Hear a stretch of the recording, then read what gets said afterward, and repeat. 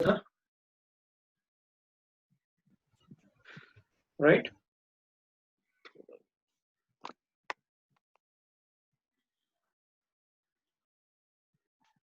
अभी हम डिस्कस करेंगे what is coordination sphere. So we'll write the coordination sphere.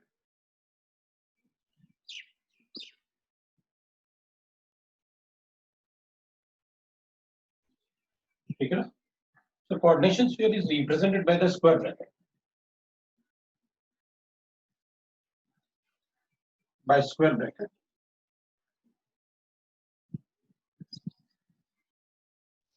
Which contain central metal atom and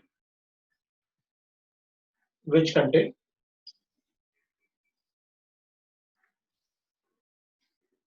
central metal atom, central metal atom and ligands, है ना? उसको अपन coordination sphere कहते हैं। तो फॉर एग्जांपल जैसे अपन ये लिखेंगे तो this will be called as coordination sphere. Next we can write coordination polyhedra. Coordination polyhedra.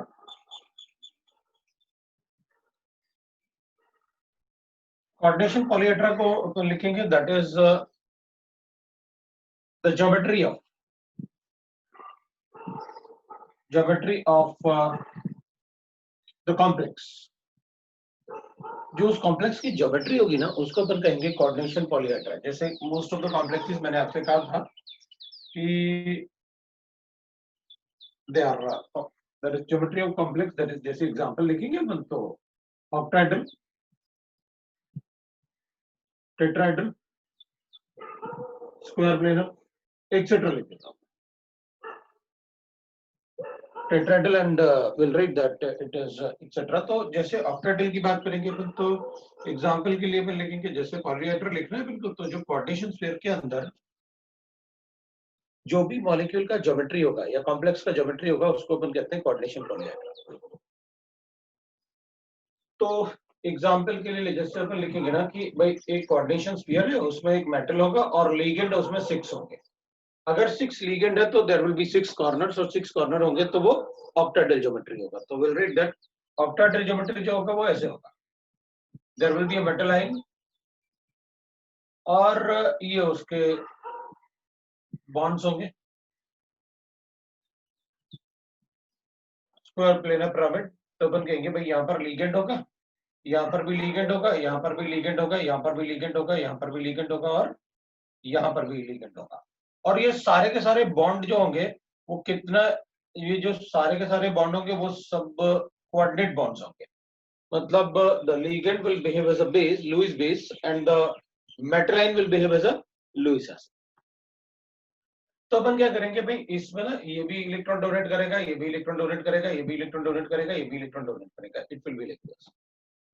अब अपन को पता है कि भाई ऑक्टाहेड्रल कॉम्प्लेक्स में कितने 90 डिग्री बॉन्ड एंगल होते हैं, हमने कई बार कैलकुलेट किया है, it is 12 90 degree bond angle.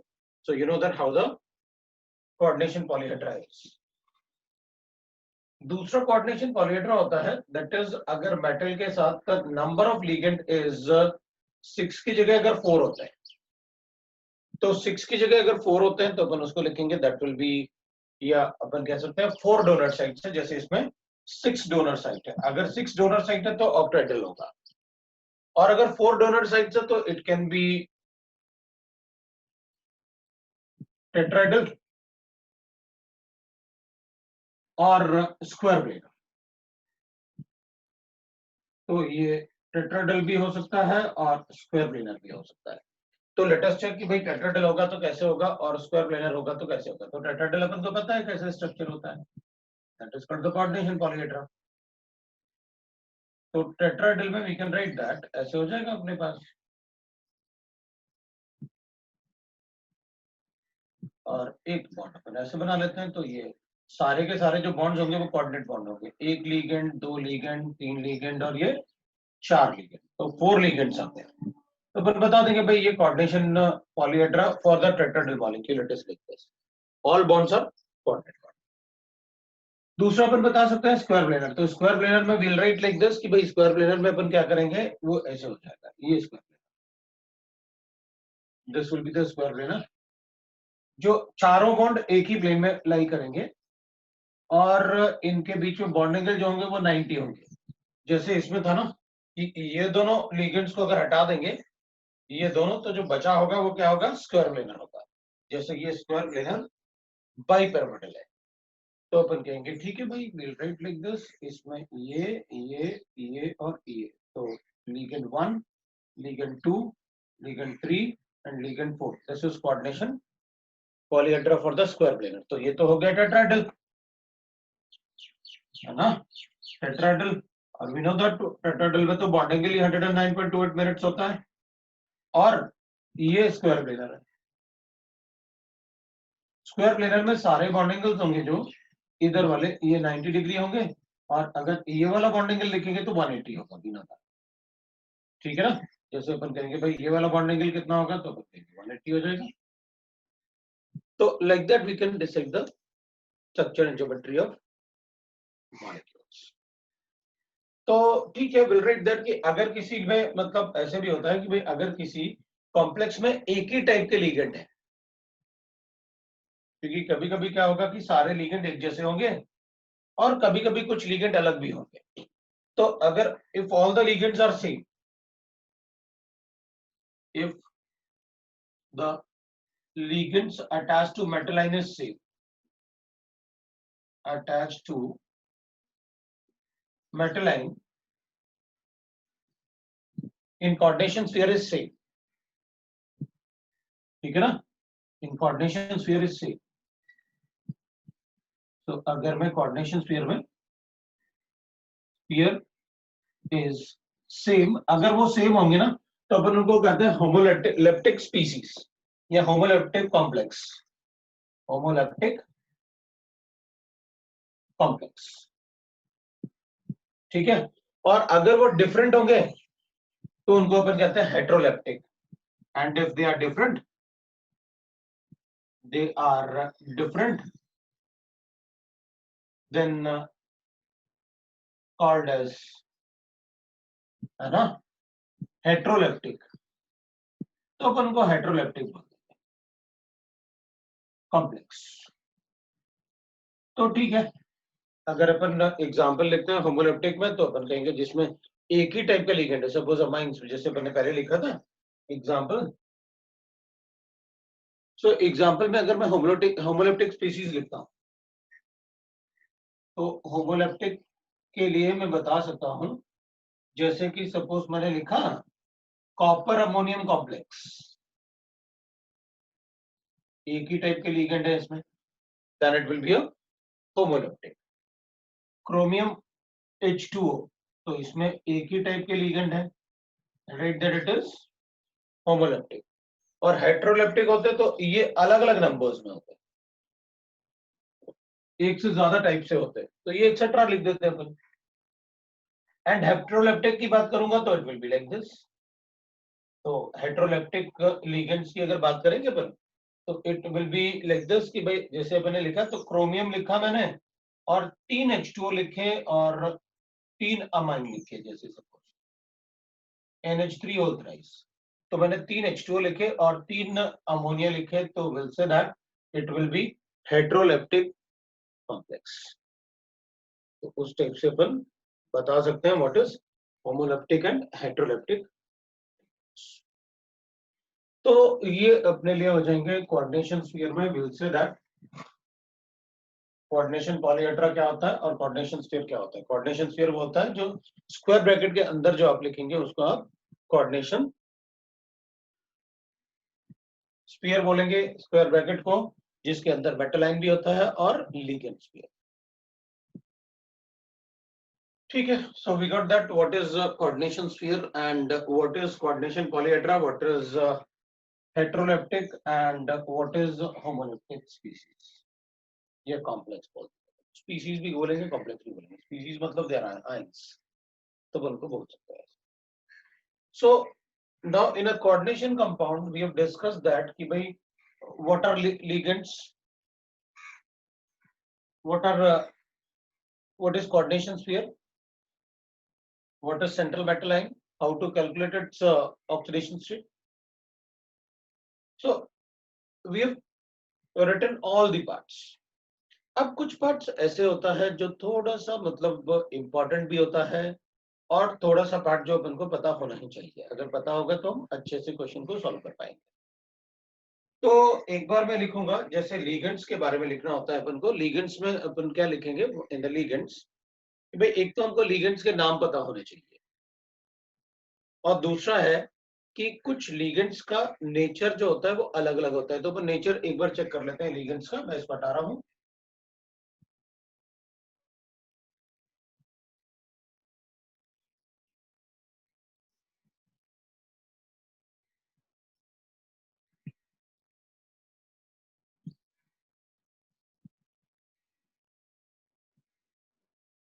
तो लीगेंड्स के लिए अगर अपन लिखेंगे तो we can write that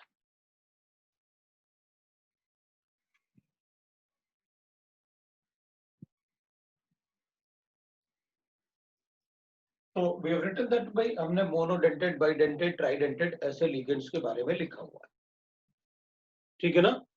so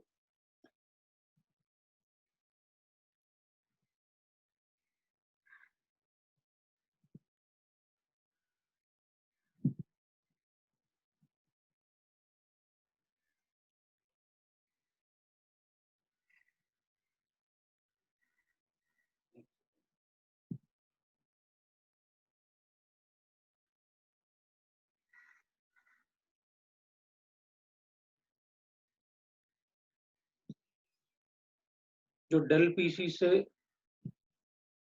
join किया है वो कौन है?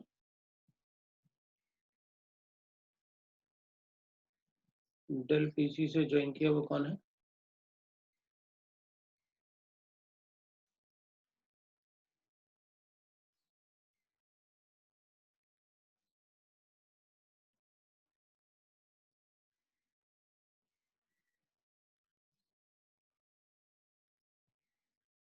नहीं पता।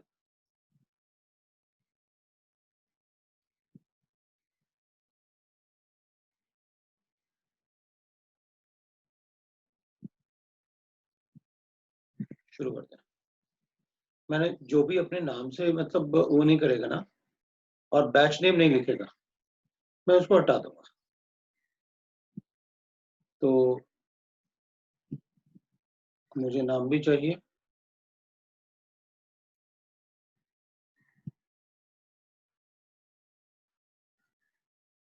और बैच नेम भी चाहिए।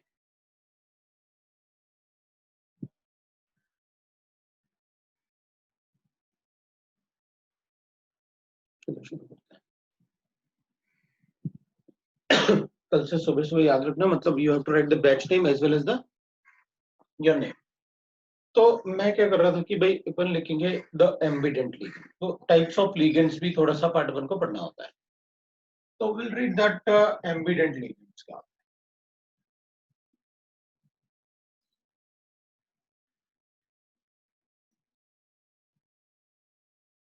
तो एम्बिडेंट लीगेंड्स होते हैं the ligands which has more than one donor site but with a different type of atoms, उनको अपन कहते हैं ambient ligands. Ligands which has more than one type, more than one donor site, more than one donor site।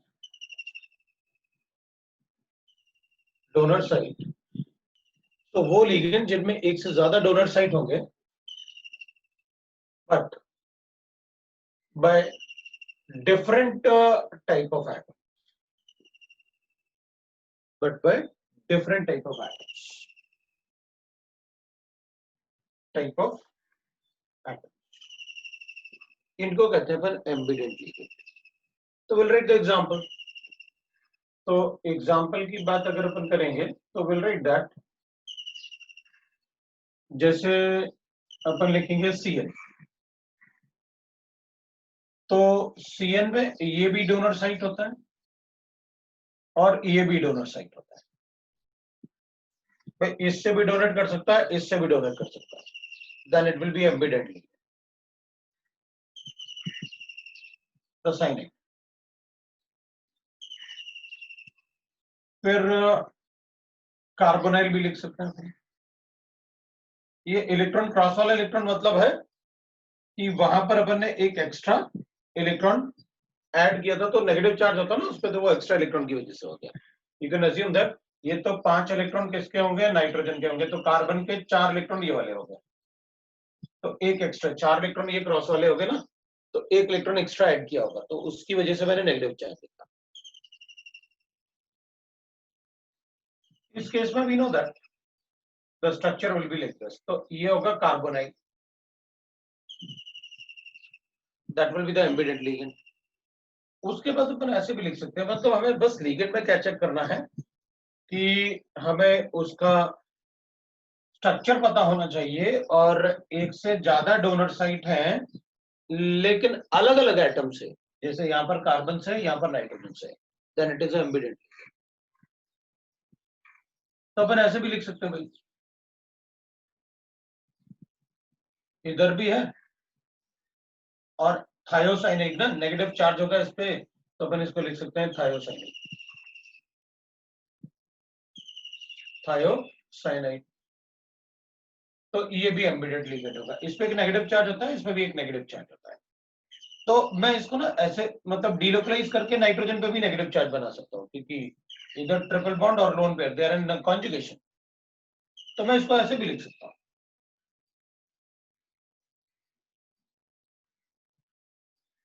ये एक lone pair पहले से था, एक लोन पेयर और बन गया, तो ये नेगेटिव चार्ज आएगा, देन दिस विल बी आइसोथायोसाइनाइड, आइसोथायोसाइनाइड। तो ये भी एम्बिडेंट लिगेंड हो गया। फिर अपन ऐसे भी लिख सकते हैं भाई, जैसे साइनेट होता है OCl, इधर भी ये नेगेटिव चार्ज है, तो विल राइट दैट OCN मतलब होता है साइनेट। और ये भी डिलोकलाइजेशन में है, तो इसको डिलोकलाइज कर देते हैं, तो आइसोसाइनेट हो जाएगा। फिर double bond C double bond N, और डिलोकलाइज करेंगे तो इस पे नेगेटिव चार्ज आएगा, तो will write that this is isocyanate. अभी ये ambient ligand you got it कि भाई अगर एक से ज्यादा एटम से डोनर साइड हो, लेकिन एटम अलग अलग होने चाहिए, तो फिर एटम अलग अलग होने चाहिए। तो अपन क्या करेंगे, एटम अगर अपन अलग अलग होंगे तो विल राइट लाइक दिस। भाई फिर तो मैं ऐसे भी लिख सकता हूँ कि एटम अलग अलग होने चाहिए, मतलब ये भी एम्बिडेंट लिगेंड हो गया। फिर तो CH2 C double bond OH, ये भी एम्बिडेंट लिगेंड है, बिल्कुल होगा एम्बिडेंट लिगेंड। फिर तो ये भी एम्बिडेंट लिगेंड होगा, ये ग्लाइसिन है, ये तो ग्लाइसिन है, ये भी एम्बिडेंट लिगेंड होगा। दूसरा अपन ऐसे भी लिख सकते हैं, ये भी एम्बिडेंट लिगेंड होगा। इसमें भी क्या है, अलग अलग एटम से डोनर साइट है, इसके पास 2 डोनर साइट्स हैं और दोनों अलग अलग एटम से हैं, this is also ambient ligand.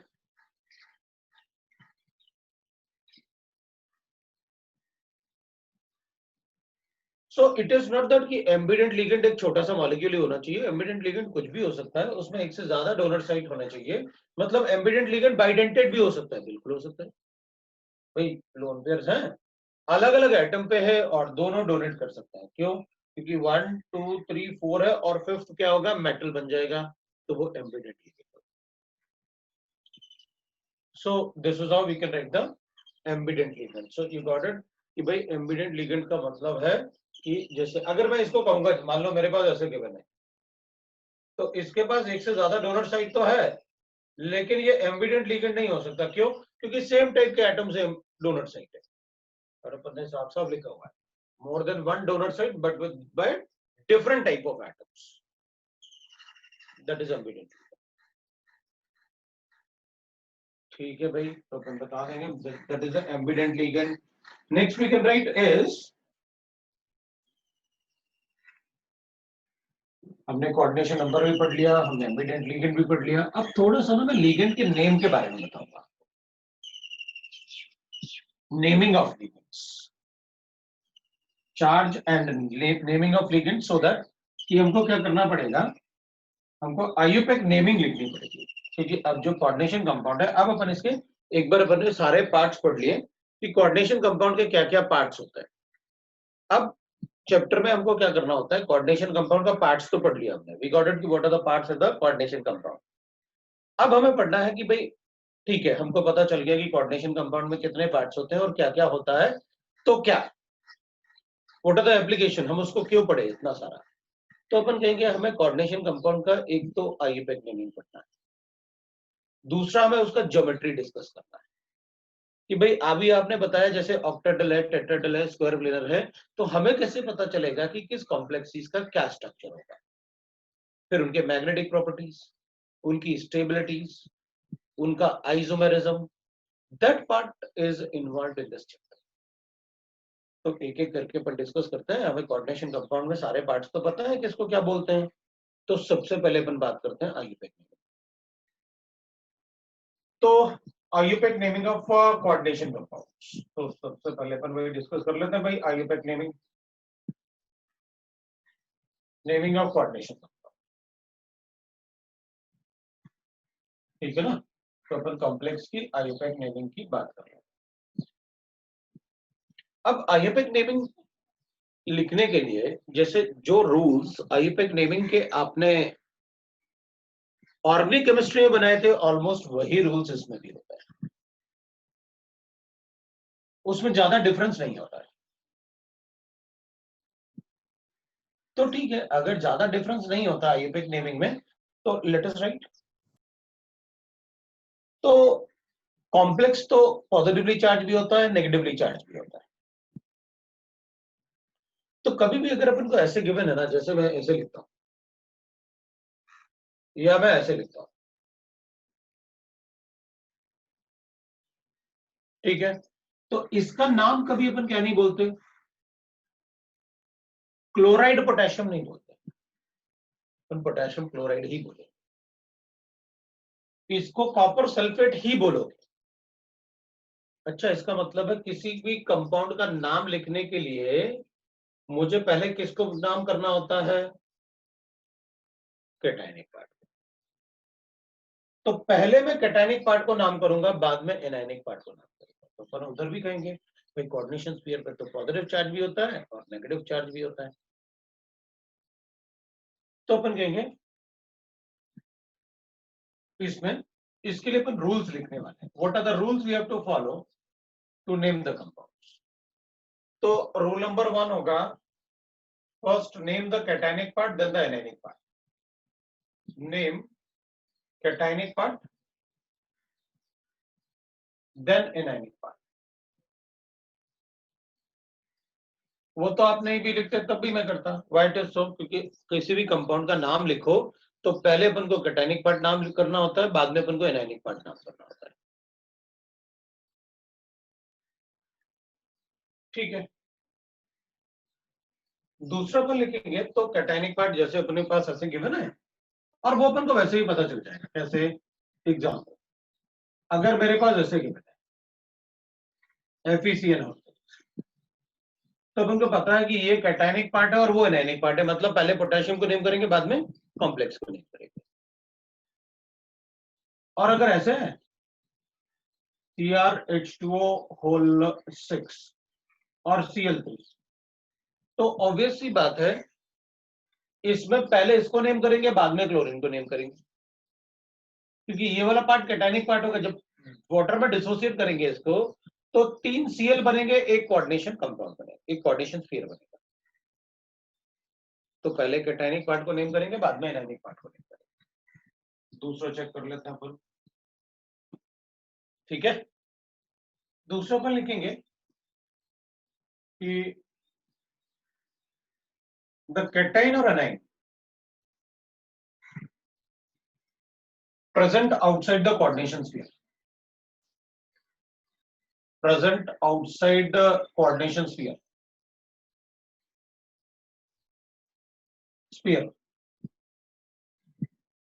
will not be given any number, will not be numbered. मतलब अगर कोऑर्डिनेशन स्फीयर से ये पोटेशियम प्रेजेंट है बाहर, तो अपन टेट्रा पोटेशियम नहीं लिखने वाले, अपन सिर्फ पोटेशियम लिखते हैं। या उधर कोऑर्डिनेशन स्फीयर से क्लोरीन बाहर लिखा हुआ है, तो मैं उसको ट्राई क्लोरो नहीं लिखने वाला, मैं इसको सिर्फ क्लोराइड लिखूंगा। तो कोऑर्डिनेशन स्फीयर के बाहर जो भी प्रेजेंट होगा उसको नंबर नहीं दिया जाएगा। लाइक नंबर कैसे करते हैं अपन, डाई, ट्राई, टेट्रा, पेंटा, ऐसे ये नंबर की बात कर रहा हूं मैं। जैसे अपन ऑर्गेनिक केमिस्ट्री में करते हैं ना, 2,2 डाइमिथाइल,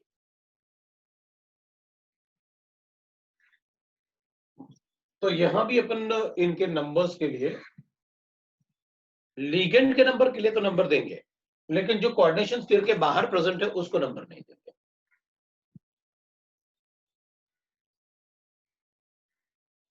अब अपन कहेंगे पहले, या तो अपन क्या करेंगे, अगर इसको पोटेशियम लिखा तो उसके बाद कोऑर्डिनेशन स्फीयर नेम करूंगा, इसमें पहले कोऑर्डिनेशन नंबर फिर बाहर वाले पार्ट। मतलब ये तो बड़ा ऐसे हो गया ना कि आप लेफ्ट हैंड साइड से नंबर नेमिंग शुरू करो और राइट हैंड साइड पे खत्म करो। भाई ये पहले लिखा हुआ है तो पहले इसको नेम करो, बाद में कोऑर्डिनेशन स्फीयर। इधर कोऑर्डिनेशन स्फीयर पहले लिखा हुआ है तो पहले कोऑर्डिनेशन स्फीयर को नेम करो, बाद में क्लोरीन को नेम कर दो, ठीक है। अब अपन लिखेंगे नेमिंग ऑफ कोऑर्डिनेशन स्फीयर कि भाई ठीक है, बाहर वाले पार्ट को तो अपन को पता चल गया क्या करना है। अब कोऑर्डिनेशन स्फीयर का नेम करते हैं, तो naming of coordination sphere of coordination sphere, तो कोऑर्डिनेशन स्फीयर की जो अपन नेमिंग करेंगे तो उसमें अपन ना एक मतलब सीक्वेंस फॉलो करेंगे। पहले क्या करेंगे अपन, name ligands in alphabetical order। क्या करेंगे अपन, लीगेंड का नाम लिखेंगे अल्फाबेटिकल ऑर्डर। मतलब अगर यहां पर एक से ज्यादा लीगेंड होता, जैसे साइनाइड भी होता और वाटर भी होता, तो वाटर को अपन एक्वा लिखेंगे। वो नाम बताऊंगा मैं लीगेंड्स के कैसे लिखना है, किस लीगेंड का कैसे नाम लिखना है वो मैं आपको बताऊंगा। तो वाटर के लिए अपन एक्वा लिखेंगे। तो अपन क्या करेंगे कि भाई ठीक है, साइनाइड और एक्वा, मतलब पहले ए आएगा बाद में साइनाइड आएगा, तो पहले ए लिखो फिर सी लिखो, वो साइनाइड वाला पार्ट, जैसे ऑर्गेनिक केमिस्ट्री में करते हैं अल्फाबेटिकल ऑर्डर में। The substituent are written in alphabetical order, इसमें भी यही होगा। And numbers are never included in alphabetical order. Organic में भी ऐसे होता था, जैसे डाइमिथाइल है तो डी से नहीं लिखेंगे अल्फाबेटिकल ऑर्डर, मिथाइल से लिखेंगे अल्फाबेटिकल ऑर्डर। तो इसमें भी जैसे अगर इसमें हेक्सा साइनो है तो हेक्सा साइनो का मतलब मैं हेक्सा का एच नहीं लूंगा, सी लूंगा। Numbers are never included in alphabetical order. तो नंबर्स, और मैं डायरेक्टली लिख लेता हूं, di, tri, tetra are not included in, मतलब इनके जो अल्फाबेट होते हैं first alphabet, they are not included in alphabetical order, are not included in alphabetical order. तो इस ऑर्डर में अपन उसको इंक्लूड नहीं करने वाले, हम सिर्फ लिगेंड के नाम से ही लिखेंगे, ठीक है। बी पार्ट, तो पहले कोऑर्डिनेशन स्फीयर में अपन क्या करेंगे, लिगेंड्स का नाम लिखेंगे अल्फाबेटिकल ऑर्डर में, उसके बाद मेटलाइन, देन नेम मेटलाइन, नेम द मेटलाइन। जब आप लिगेंड्स का नाम लिख लो तो उसके बाद अपन क्या करेंगे, मेटलाइन को नेम करेंगे। अब मेटलाइन के नेम में क्या होगा, जैसे यहां पर है, तो अपन को ये ऑब्जर्व करना होगा कोऑर्डिनेशन का। अगर पहले ये लिखा हुआ है मतलब ये कैटायनिक पार्ट है और फिर एनायनिक पार्ट, जैसे अभी थोड़ी देर पहले मैंने आपको कहा था कि अपन केसीएल को ऐसे लिखेंगे, अपन केसीएल ऐसे कभी नहीं लिखते, एनायनिक पार्ट हमेशा बाद में लिखा जाता है।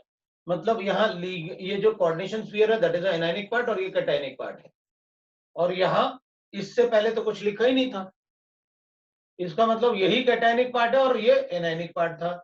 मतलब यहाँ पर इस पे 3 पॉजिटिव चार्ज आएगा और ये 3 नेगेटिव चार्ज, और इसमें 4 नेगेटिव चार्ज आएगा और ये क्योंकि 4 पॉजिटिव चार्ज। तो अपन कहेंगे अच्छा, मतलब जो पहले लिखा होता है वही कैटायनिक पार्ट होता है, बिल्कुल ऐसे ही होता है। तो ऐसे थोड़ी लिखते हैं अपन केसीएल को, है ना। जैसे मान लो मैंने आपसे कहा कि आईसीएल है मेरे पास, तो अपन को बोलने की जरूरत थोड़ी है कि भाई इस पे पॉजिटिव चार्ज होगा, इस पे नेगेटिव चार्ज होगा। एवरीबॉडी गॉट इट, ठीक है भाई। सो विल राइट दैट कि भाई इसमें ना ये एनायनिक पार्ट है और इसमें कोऑर्डिनेशन स्फीयर कैटायनिक कॉम्प्लेक्स है, मतलब इसमें कोऑर्डिनेशन स्फीयर जो होगा उसमें एनायन है, नेगेटिव चार्जेस अपन बोलेंगे इसको एनायनिक कॉम्प्लेक्स, इसको कैटायनिक कॉम्प्लेक्स। अब यही चार्ज जो अपन लिख रहे हैं ना कोऑर्डिनेशन स्फीयर पे, नेगेटिव या पॉजिटिव, यही डिसाइड करेगा कि मेटल के नाम को कैसे लिखना है। जैसे इसकी बात करें तो इसमें तो अपन क्या लिखेंगे, इसमें अपन लिखेंगे इसका नाम आप सीधे लिख दो, आयरन लिखो, कोई प्रॉब्लम नहीं। लेकिन इसमें इस पे +3 चार्ज है तो इसको भी अपन क्रोमियम तो लिखते ही, तो इसको क्रोमियम लिख देंगे। लेकिन अब कोऑर्डिनेशन स्फीयर पर जो चार्जेस हैं वो आईयूपैक नेमिंग में उनका नाम भी डिसाइड करेंगे। वो कैसे, अपन कहते हैं कि भाई जिस पे पॉजिटिव चार्ज होता है, जो कैटायनिक पार्ट होता है ना, वो हमेशा ईएम से एंड होता है। जैसे अपन ने लिखा ना कार्बोनियम, और जिनमें नेगेटिव चार्ज होता है वो अलग नाम होते हैं उनके। तो अपन क्या करेंगे, अपन कहेंगे कि भाई जिनमें पॉजिटिव चार्ज है उनमें तो मेटल का नाम नॉर्मल होगा, जैसे ये क्रोमियम है तो अपन क्रोमियम ही लिखेंगे। लेकिन अगर किसी कोऑर्डिनेशन स्फीयर पे वाटर में डिसोसिएट करने से नेगेटिव चार्ज आता है तो उसके मेटल का नाम 8 से एंड होना चाहिए, जैसे फेरेट हो गया। अगर इस पे नेगेटिव चार्ज होता तो मैं इसको क्रोमेट लिख देता, तो मैं क्या करूंगा, नेम ऑफ द मेटल है। अगर कोऑर्डिनेशन स्फीयर पे नेगेटिव चार्ज है तो मेटल का नाम 8 से एंड होगा, ATE। और अगर पॉजिटिव चार्ज है तो नॉर्मल नेम होगा, और अगर 0 है तो भी नॉर्मल नेम होगा, क्योंकि कोऑर्डिनेशन न्यूट्रल कॉम्प्लेक्स भी होता है ना, मैंने बताया आपको पहले, ये न्यूट्रल कॉम्प्लेक्स भी होता है। So then name the metal line if coordination sphere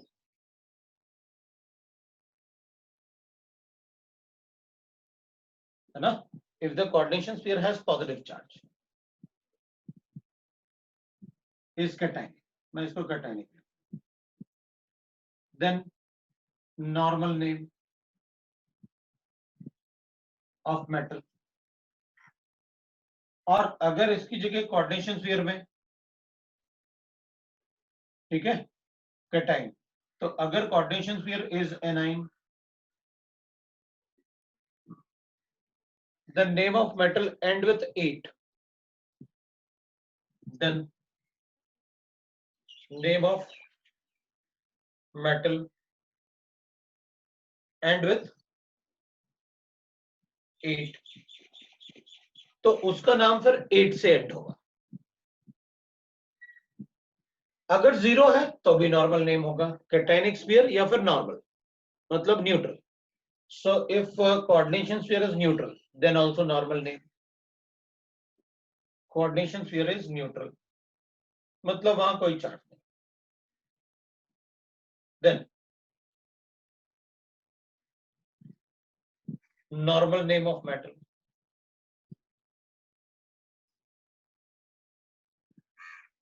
तो जैसे इसमें फेरेट लिखा मैंने, तो काफी सारे मेटल ऐसे हैं, जैसे लेड के लिए अपन प्लम्बेट लिखते हैं, वो लेडेट नहीं लिखेंगे।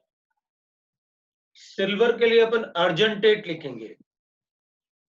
अगर कैटानिक पार्ट या न्यूट्रल है तो आप नॉर्मल नेम लिख सकते हो, जैसे सिल्वर है तो सिल्वर लिख सकते हो, आयरन हो तो आयरन लिख सकते हो, लेड है तो आप लेड लिख सकते हो, कोई प्रॉब्लम नहीं। लेकिन अगर एनायनिक कॉम्प्लेक्स है तो आप लेडेट नहीं लिखेंगे, आपको प्लम्बेट लिखना होगा,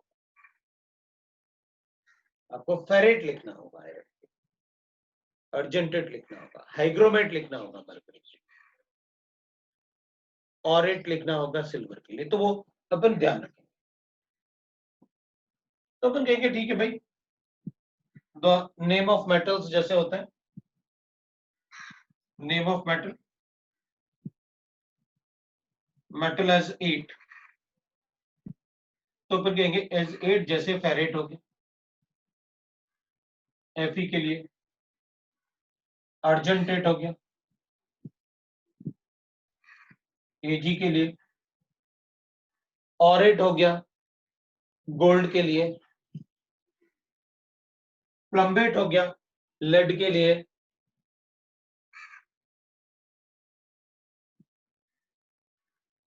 ठीक है ना। तो इस टाइप से अपन को थोड़ा सा आइडिया होना चाहिए, तो we are able to write that naming of metal.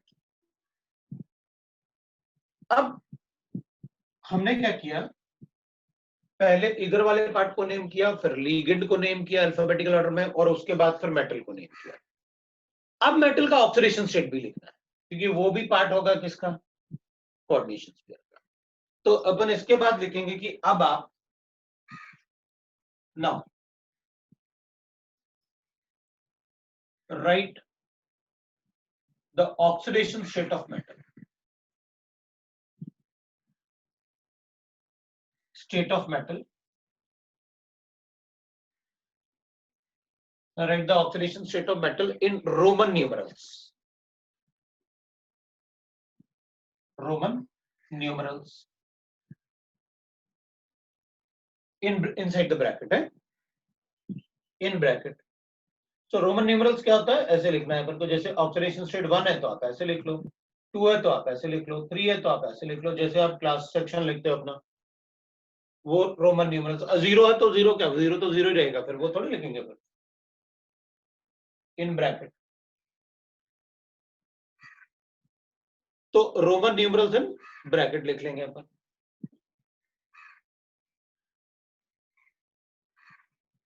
वो लिख लेंगे। तो अब अपना ये पार्ट कंप्लीट हो गया। अपन क्या करेंगे, अगर डिफरेंट टाइप के लिगेंड्स हैं तो अल्फाबेटिकल ऑर्डर में लिखेंगे, उसके बाद मेटल लाइन को लिखेंगे, और उसके बाद ऑक्सीडेशन स्टेट। तो यहां पहले पोटेशियम लिखेंगे, बाद में कोऑर्डिनेशन स्फीयर, यहां पहले कोऑर्डिनेशन स्फीयर का नाम लिखेंगे, बाद में क्लोरीन का नाम। अब थोड़े से पॉइंट्स और हैं जिनको अपन डिस्कस कर सकते हैं थोड़ा। तो पॉइंट नंबर 4, अगर वाटर ऑफ क्रिस्टलाइजेशन है तो फिर अपन उसको एक्वा वगैरह नहीं लिखेंगे, अपन उसको डायरेक्टली वाटर ही लिखेंगे। The water of crystallization is always written as water of crystallization.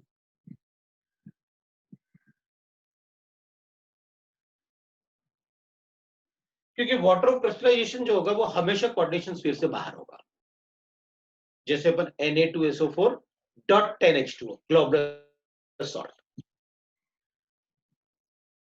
तो अपन क्या करेंगे, वाटर ऑफ क्रिस्टलाइजेशन हमेशा बाहर लिखा होगा, मतलब जैसे ये लिखा हुआ है ना, इसके बाद आपने लिखा होगा .5H2O।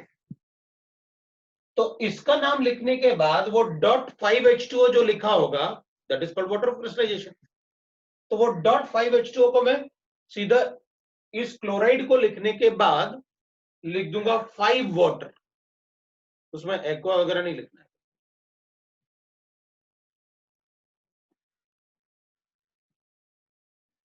In the complex is named as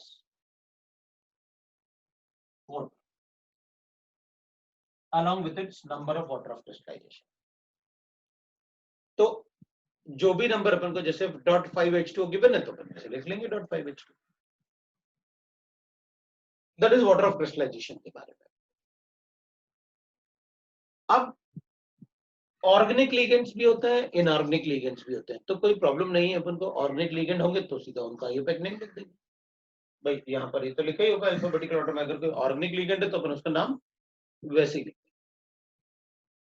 लेकिन अमोनिया भी अमाइंस है, और अमाइंस जैसे ऑर्गेनिक अमाइंस होते हैं तो उनमें एल्काइल ग्रुप होते हैं. तो अमोनिया का जो नाम होता है ना, NH3 is written as, तो NH3 को अपन ऐसे लिखेंगे अमाइन.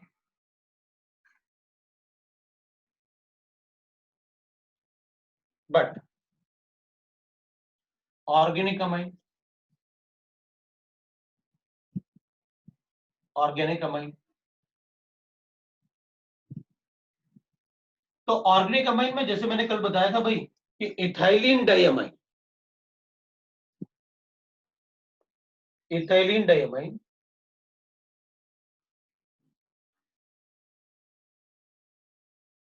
डाइअमाइन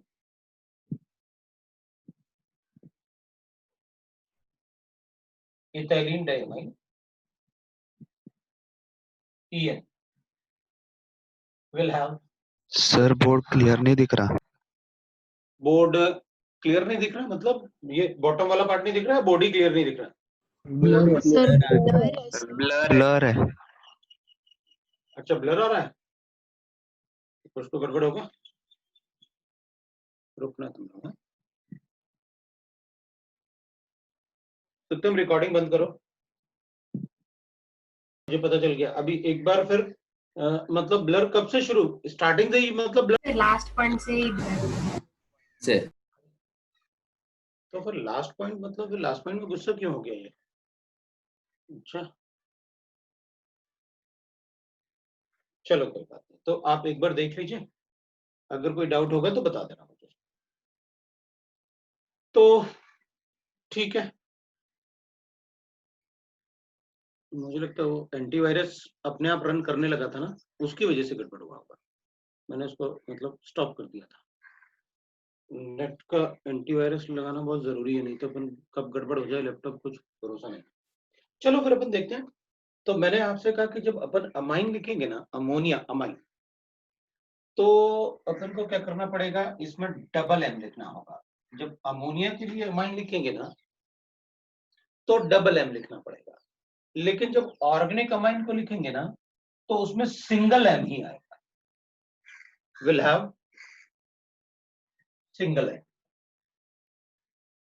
तो उसमें अपन सिंगल M लिखेंगे ऑर्गेनिक अमाइन. लेकिन अमोनिया में अपन को डबल M लिखना पड़ेगा. तो एक तो वो पार्ट हो गया.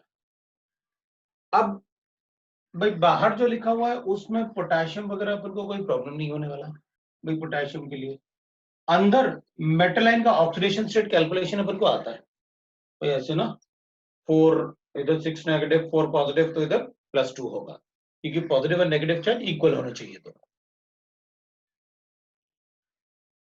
तो अपन क्या करेंगे, अपन कहेंगे भाई ठीक है, इसको अपन क्या करते हैं, हटा देते हैं. और मैं आपको बस ये थोड़ा सा नेमिंग ऑफ लीगेंड बताऊंगा, how to name the ligand.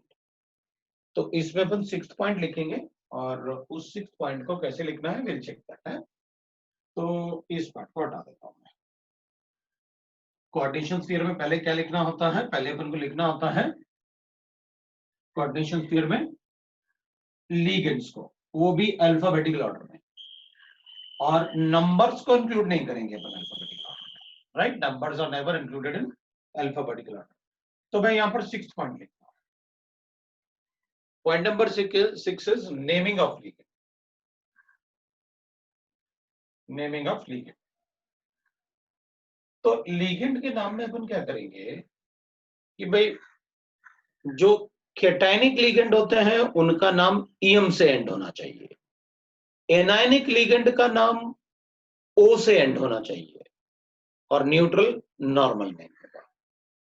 तो जैसे अपन लिखेंगे name of ligand, naming of ligand, तो will write that anionic ligand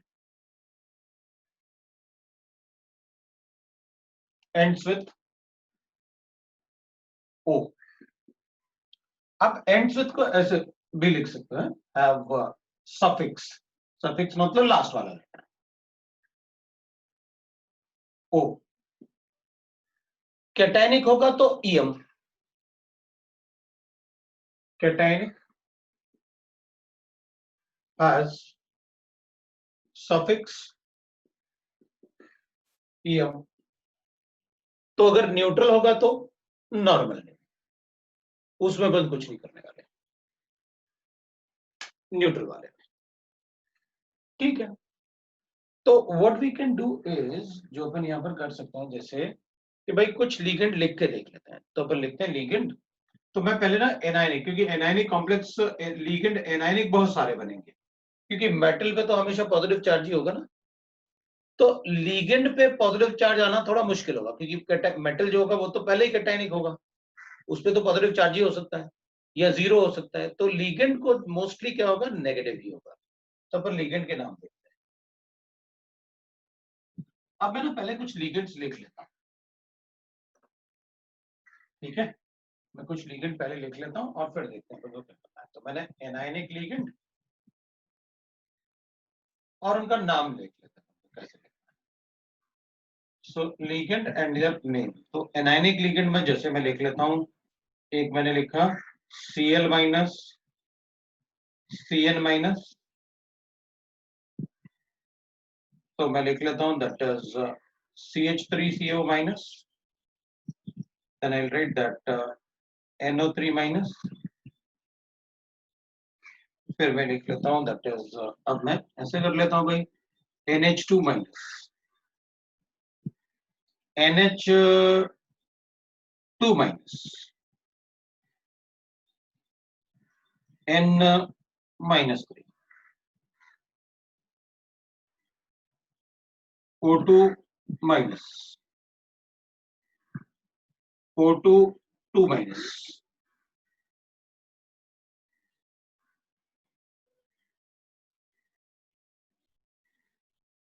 tenth वाला will write that O2 O minus 2, ऐसे लिख लिया। अब अपन क्या करेंगे, जैसे मैं इनका नाम लिख देता हूं, ये है क्लोराइडाइन, ये होगा साइनाइडाइन, ये होगा एसिटेटाइन, ये नाइट्रेटाइन, ये अमाइड, ये इमाइड, ये नाइट्राइड, ये peroxide, no it is two negative ना, सो परऑक्साइड्स, ठीक है, ये परऑक्साइड और ये ऑक्साइड। तो ये लिगेंड के नाम एनाइन जैसे अपन को पता है। अब अगर इन पे नेगेटिव चार्ज है तो इनका नाम किससे एंड होना चाहिए, ओ से। तो आप क्या करो, इनके नॉर्मल नाम लिख दो और लास्ट वाले अल्फाबेट को ओ बना दो। तो अपन क्या करेंगे, ये हो जाएगा क्लोराइडो, अपन उसको क्लोरो भी लिख सकते हैं शॉर्ट फॉर्म। ब्रोमाइन होता तो अपन उसमें अगर Br नेगेटिव होता तो ब्रोमाइडो या ब्रोमो दोनों करेक्ट। यहां पर मैं क्लोरो लिखता तो भी चलता। ये साइनाइड है तो ओ बना दो लास्ट वाले लेटर। मतलब सभी में जो लास्ट वाला लेटर दिख रहा है ना, अल्फाबेट दिख रहा है ना, लास्ट वाला अल्फाबेट, उसको सब में ओ बनाना है बस। मतलब किसी भी लिगेंड का नाम जो नॉर्मल एनायन का नाम होता है वही लिखते हैं, और उसके बाद लास्ट वाले अल्फाबेट को आप ओ बना दो। ठीक है भाई, ये तो बड़ा इजी हो गया फिर तो। ये साइनाइड था, साइनाइडो हो गया, ये एसेटेट था, एसेटेटो हो गया, ये नाइट्रेटो हो गया, ये अमाइडो हो गया, ये इमाइडो हो गया, ये नाइट्राइडो, सुपर ऑक्साइडो, परऑक्साइडो और ये ऑक्साइडो, ये नाम है। मतलब this is how we can write the name of the ligands. अब मैं कुछ और लिगेंड लिख लेता हूं, ठीक है ना, मतलब कुछ और लिगेंड लिख लेते हैं अपन और देखते हैं कि उनके नाम कैसे लिख सकते हैं। तो मैं एक ऐसे नेम ऑफ द लिगेंड लिख रहे हैं अपन, तो थोड़ा ऐसे लिख लेते हैं अपन ज्यादा। तो if I right like this,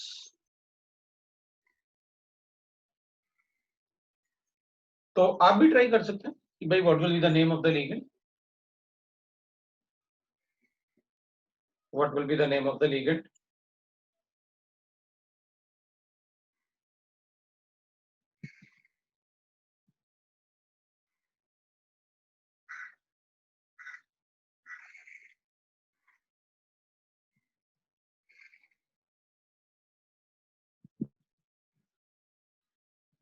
मैं शॉर्ट फॉर्म में भी लिख सकता हूँ, जो एनायनिक थे मैंने पहले आपको बता रखा है, उन पे चार्ज होता है।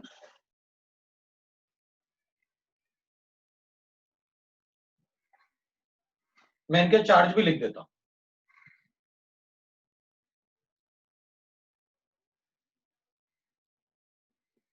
मैं शॉर्ट फॉर्म लिख रहा हूं, फुल फॉर्म आपको पता है।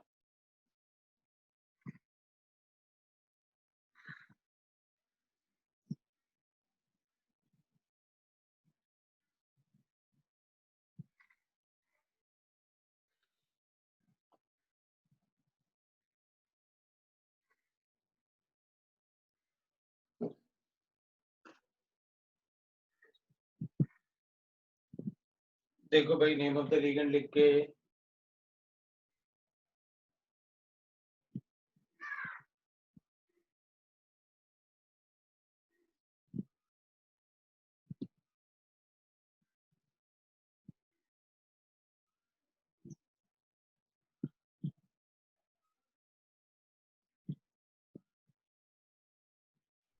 नेम ऑफ द लिगेंड जो है वो अपन को लिखना है। तो कैसे लिखें?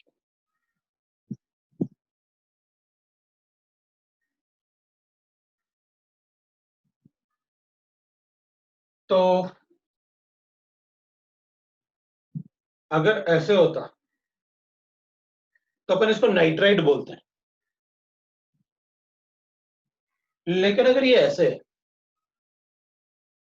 तो अपन इसको एजाइड बोलते हैं। नाइट्राइड और एजाइड, तो ये तो एजाइडो हो गया, एजाइड था, एजाइडो बना दिया।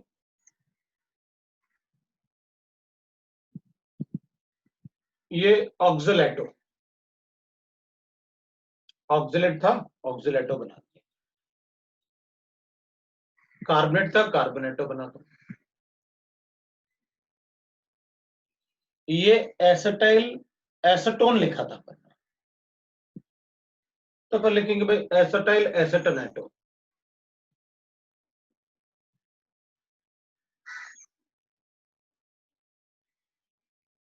ये ऑर्गेनिक है ना, इसलिए अपन इसको लिखेंगे एसिटाइल एसिटोनेटो, क्योंकि एसिटाइल एसीटोन लिखेंगे ना तो ओन को अपन ऐसे लिख, एसिटाइल एसीटोनो, एसीटोनो एसीटोनेटो होता है।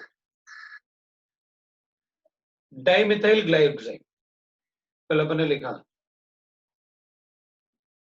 ग्लाइऑक्साइड, डाइमिथाइल ग्लाइकोसाइड।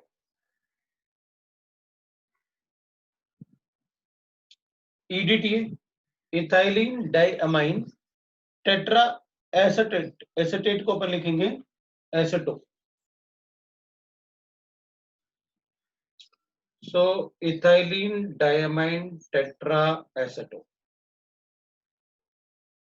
तो जो ऑर्गेनिक टाइप कॉम्प्लेक्स लिगेंड्स होते हैं वो इसमें एटो लिख रहे हैं, एटो एटो।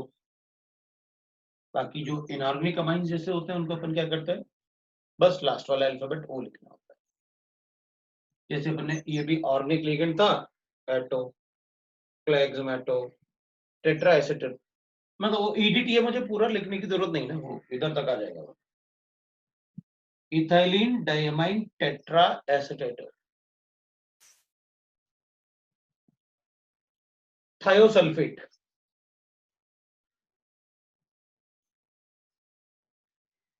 तो थायोसल्फेटो, हाइड्राइड, हाइड्राइडो, हाइड्रोक्साइड, हाइड्रोक्साइडो, साइनेट, तो अपन लिखेंगे साइनेटो। अब ना साइनेटो में एक और चीज है, जैसे आपने लिखा है वो अपन ऐसे कहेंगे भाई ये नेगेटिव चार्ज और ये ट्रिपल बॉन्ड, तो इसमें तो ये डिलोकलाइजेशन है ना ऐसे, तो मैं नेगेटिव चार्ज किस पे समझू, नाइट्रोजन पे या ऑक्सीजन पे, क्योंकि उसमें तो डिलोकलाइजेशन है। तो अपन कहेंगे कि भाई जो भी मेटल्स, मतलब जो भी इन दोनों में से, मतलब ये भी हो सकता है और ये भी हो सकता है, दोनों ही हो गए ना अपने लिए, तो अपन दोनों का ही नाम साइनेटो ही लिखेंगे,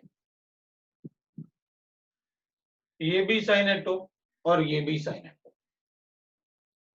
जिस पे नेगेटिव चार्ज होगा ना वही मेटल से अटैच होगा, जिस पे नेगेटिव चार्ज होगा वही मेटल से अटैच होगा। तो हमें कैसे पता चलेगा अगर मान लो ऐसे लिखा हुआ है तो, जैसे मान लो अपन को ऐसे लिखा हुआ, अब बताओ हमें कैसे पता चलेगा कि कौन मेटल से अटैच है। तो अपन कहेंगे देखो भाई इसमें ये भी मेटल से अटैच हो सकता है क्योंकि दिस इज एम्बिडेंट लिगेंड, तो इधर भी नेगेटिव चार्ज हो सकता है, इधर भी हो सकता है, तो मेटल से ये भी अटैच हो सकता है, नाइट्रोजन भी हो सकता है। तो अपन क्या करेंगे, अगर आपने कॉम्प्लेक्स लिखा तो जो भी इनमें से जो भी एटम, अगर एक से ज्यादा एटम है किसी लिगेंड में, तो जो भी एटम मेटल के पास लिखा होगा, जो भी एटम मेटल के पास लिखा होगा, हम उसी को ही मेटल के लिए डोनर एटम अज्यूम कर लेंगे। मतलब यहां पर ऑक्सीजन डोनर है, और अगर ऐसे होता तो मैं कहता हूं यहां पर नाइट्रोजन डोनर है। मतलब जो मेटल के पास लिखा होगा वही डोनर एटम अज्यूम किया जाएगा। तो इसके नाम में जब इसको लिखेंगे अपन तो वो ऐसे होगा, तो अपन कहेंगे भाई देखो नाम तो दोनों का मैं साइनोटो ही लिखूंगा, लेकिन उसके बाद ऐसे लिख दूंगा इसमें ऑक्सीजन डोनर है और इसमें नाइट्रोजन डोनर है, तो वो प्रॉब्लम खत्म हो गया। ये साइनेटो, ये आइजो साइनेटो था, ये साइनेटो, क्योंकि अब चेंज हो गया ना, जैसे जैसे CN होता है तो साइनाइड होता है, और NC होता है तो अपन क्या बोलते हैं उसे, आइसोसाइनाइड। तो अब वो झगड़ा खत्म हो गया, हम इसको भी साइनेटो लिखेंगे, इसको भी साइनेटो लिखेंगे, और बता देंगे इसमें नाइट्रोजन डोनर है और इसमें ऑक्सीजन डोनर है। और जब कॉम्प्लेक्स लिखा होगा तो जो भी एटम मेटल के पास लिखा होगा हम उसी को डोनर एटम अज्यूम करेंगे। डोनर एटम, तो this is how we can write the name. इसमें अपन लिख लेंगे, अब नाइट्रोजन डोनर होगा तो नाइट्रोजन को लिख लेंगे, ऑक्सीजन डोनर होगा तो ऑक्सीजन को लिख लेंगे। तो अपन यहाँ पर लिख देते हैं, सपोज मैंने लिखा O, तो अपन कहेंगे अच्छा इसमें ऑक्सीजन डोनर है। ये एनाइन के नेम्स हो गए। अब अपन कुछ न्यूट्रल लिगेंड लिख लेते हैं, और न्यूट्रल लिगेंड के अलावा थोड़ा सा कैटायनिक भी, एक दो कैटायनिक भी होते हैं, वो भी लिख लेंगे। तो मैं न्यूट्रल लिगेंड की बात, सो न्यूट्रल लिगेंड, अब ये बताने की जरूरत थोड़ी है कि भाई न्यूट्रल लिगेंड लिखोगे तो उस पर चार्ज जीरो होगा। हाँ उनका चार्ज जीरो ही अज्यूम करना होता है, तो चार्ज ऐसे लिखने की जरूरत तो है नहीं। तो अगर अपन न्यूट्रल लिगेंड लिखेंगे तो जैसे अपन लिखते हैं CO, H2O, NH3, NO, N2O, right, they are neutral ligand. O2, N2, they are neutral ligand. फिर benzene C6H6, all hydrocarbons alkane, alkene, alkynes, pyridine, pyridine, it is a neutral ligand. Then I'll write that triphenyl phosphorus, it is a neutral ligand, it will have zero charge.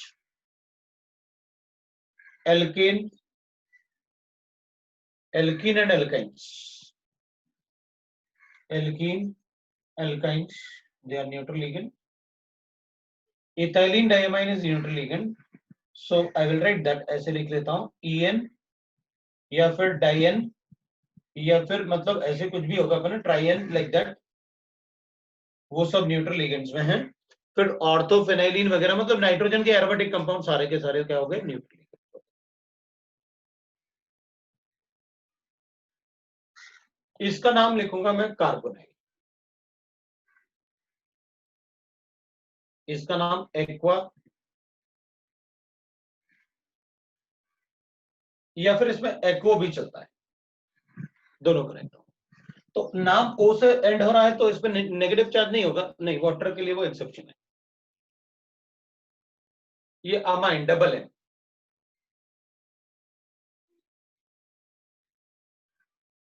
ये नाइट्रोसाइड,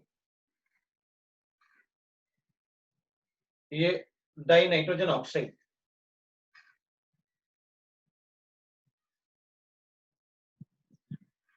ये oxygen. मतलब कोई भी molecular form में लिखा हुआ है ना, उसको अपन वही अज्यूम कर लें. जैसे N2 होता तो नाइट्रोजन लाइक दैट. ये बेंजीन, pyridine बताने की जरूरत नहीं है, वो आपने लिख ही दिया कैसे होता है. ये ट्राइफेनाइल फास्फोरस,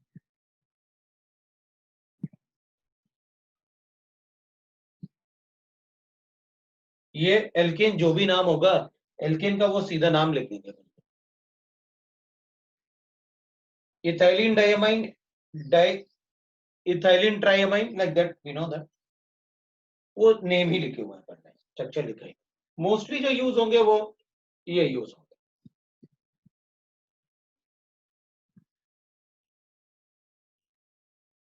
मोस्टली जो यूज होंगे वो ये यूज होंगे. तो अपने ये न्यूट्रल लिगेंड्स है. अब कुछ लिगेंड ऐसे भी होते हैं जिनमें कैटायनिक पार्ट होता है, तो कैटायनिक लिगेंड्स वैसे वो बहुत कम होता है, लेकिन फिर भी अपन लिख सकते हैं उनको कैटायनिक लिगेंड्स को. तो let us check cationic ligands. Cationic ligands में वी कैन से दैट जैसे अमोनियम आयन,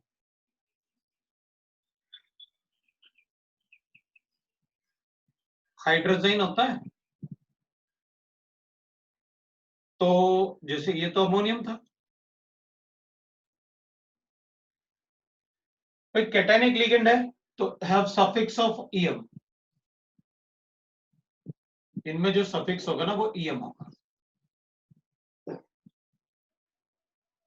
मतलब किसी भी कैटायनिक लिगेंड का नाम किससे एंड होगा, ईएम से. ये हाइड्रोजन है,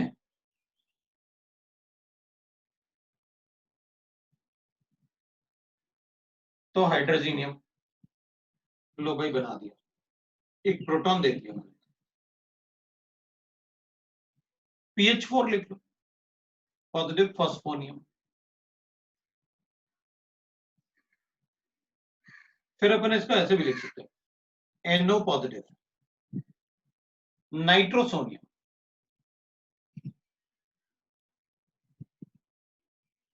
तो NO को तो आपने इधर भी लिखा और इधर भी लिखा, नाइट्रोसाइल भी लिखा. हाँ, तो जब वो न्यूट्रल लिगेंड होगा तो अपन उसे नाइट्रोसाइल बोलेंगे, और अगर वो पॉजिटिव चार्ज है तो अपन नाइट्रोसोनियम बोलेंगे. This is the name of the ligands. अब हम आईयूपैक नेमिंग की बात करें, कैसे अपन को आईयूपैक नेमिंग बताना है. तो चलो देखते हैं. अब आईयूपैक नेमिंग लिखने के लिए मैंने आपको रूल्स तो बता दिए, और रूल्स लिखने के बाद व्हाट वी कैन राइट, ये रूल्स थे आईयूपैक नेमिंग लिखने के. बाकी रूल्स की अपन को जरूरत नहीं है क्योंकि ऑलरेडी आप ऑर्गेनिक केमिस्ट्री में काफी कुछ पढ़ चुके हो. तो हमें डायरेक्टली आईयूपैक नेमिंग पे आ जाना चाहिए कि भाई आप कैसे आईयूपैक नेमिंग बताओ. तो मैं तो आईयूपैक नेमिंग में ये तो रूल्स थे और थोड़ा आइडिया अपन को पता चल गया. अब बस मैं आईयूपैक नेमिंग लिखता हूँ और मैं कुछ कंपाउंड्स का आईयूपैक नेम आपको बताऊंगा और उसके बाद आप कुछ कंपाउंड्स आप लिखोगे। तो लेट अस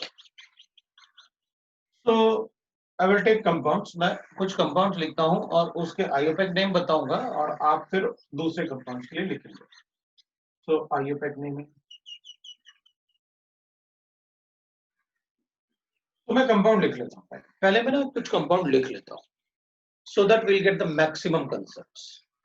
अब आप और भी ऐसे कर सकते हो कि भाई मैं क्या करूंगा ना, पहले कुछ कंपाउंड लिख लेता हूं रैंडमली और कंपाउंड लिखने के बाद मैं क्या करूंगा, नेमिंग करूंगा और वही नेम आपको अगर कुछ नया कंसेप्ट आपको मिलेगा तो आप नया कंसेप्ट अपने लिख लेंगे उसमें कि भाई ये भी हमें पता होना चाहिए। तो मैं आईयूपैक नेमिंग शुरू करता हूं। मेरे पास आईयूपैक नेमिंग में होगा, that is we can write that. तो अपन कहेंगे क्या, मैं कुछ ऐसे कंपाउंड लिख लेता हूं।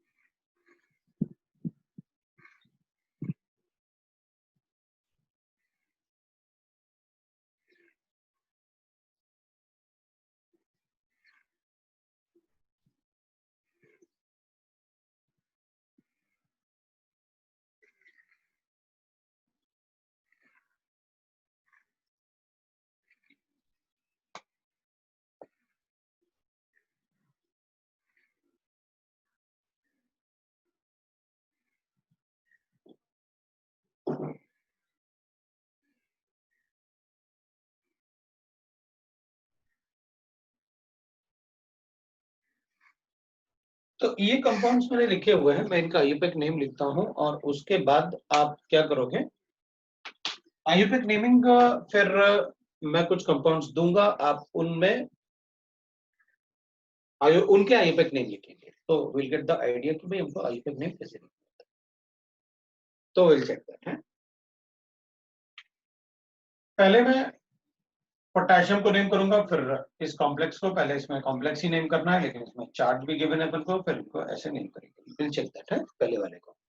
तो आपने पहले मुझे बताया कि बाहर जो लिखा है उसको नंबर नहीं देते हैं, तो मैं पोटेशियम लिखने वाला हूं। उसको ट्राई पोटेशियम नहीं लिखूंगा क्योंकि कोऑर्डिनेशन स्फीयर के बाहर जो भी होता है उसको नंबर नहीं देते हैं। फिर मैं लिखूंगा हेक्सा साइनो या साइनाइडो, दोनों ही करेक्ट है। आप हेक्सा साइनो लिखो या हेक्सा साइनाइडो लिखो, क्योंकि साइनाइड है, मैंने कहा था कि लास्ट वाले अल्फाबेट को आप चेंज कर दो, बट क्लोरो साइनो, इनमें अपन साइनो लिख सकते हैं। उसके बाद अपन चेक करेंगे कि इसमें ना नेगेटिव चार्ज आ रहा है, क्योंकि पानी में अगर डिजोल्व करेंगे तो ये +3 बनाएगा, तो इधर -3 होना चाहिए। वो तो अपन को इससे ही पता चल जाएगा कि इधर -3 होगा और इधर कितना हो जाएगा, +1। तो क्रॉस मल्टीप्लाई सिखाया था ना, charge on the coordination sphere. तो हेक्सा साइनो, अगर इसमें नेगेटिव चार्ज आ रहा है तो मुझे फेरेट लिखना पड़ेगा और उसका ऑक्सीडेशन स्टेट +3 आ रहा है, तो मैं इसको ऐसे, ये इसका नाम होगा। आपने कहा था पहले कैटायनिक पार्ट को नेम करो, फिर कोऑर्डिनेशन स्फीयर में पहले लीगेंड को नेम करो, लीगेंड के बाद मेटलाइन को नेम करो और मेटलाइन के बाद फिर उसका ऑक्सीडेशन स्टेट ब्रैकेट में लिखो इन रोमन नंबर्स।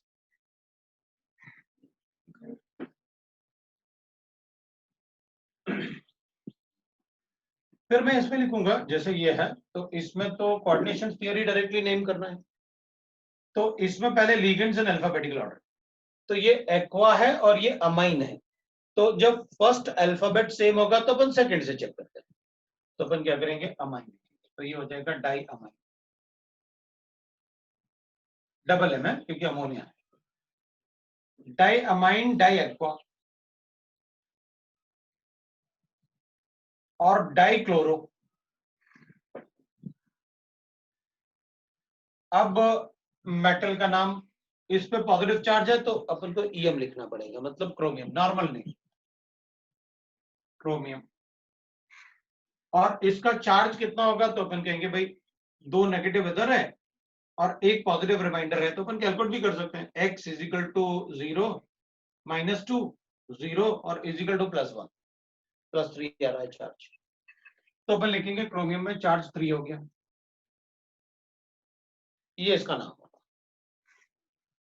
लेकिन इसमें अपन को एक बात और ध्यान रखना पड़ेगा, भाई इधर आपने कोऑर्डिनेशन स्फीयर पे आप ये अज्यूम कर रहे थे कि पानी में डालने से चार्ज आएगा, लेकिन यहाँ तो मुझे पहले से चार्ज गिवन है, अगर पहले से चार्ज गिवन है मतलब यहाँ उसका चार्ज कोऑर्डिनेशन स्फीयर पे चार्ज गिवन है, इधर थोड़ी गिवन था, इधर तो न्यूट्रल गिवन है कॉम्प्लेक्स, लेकिन यहाँ पर चार्ज ऑलरेडी गिवन है, जैसे इसमें भी गिवन है इसमें भी गिवन है चार्ज, तो अगर मुझे आप Cl लिखोगे तो मैं क्लोराइड लिख दूंगा, लेकिन अगर आप Cl माइनस लिखोगे तो क्लोराइड आयन लिखूंगा,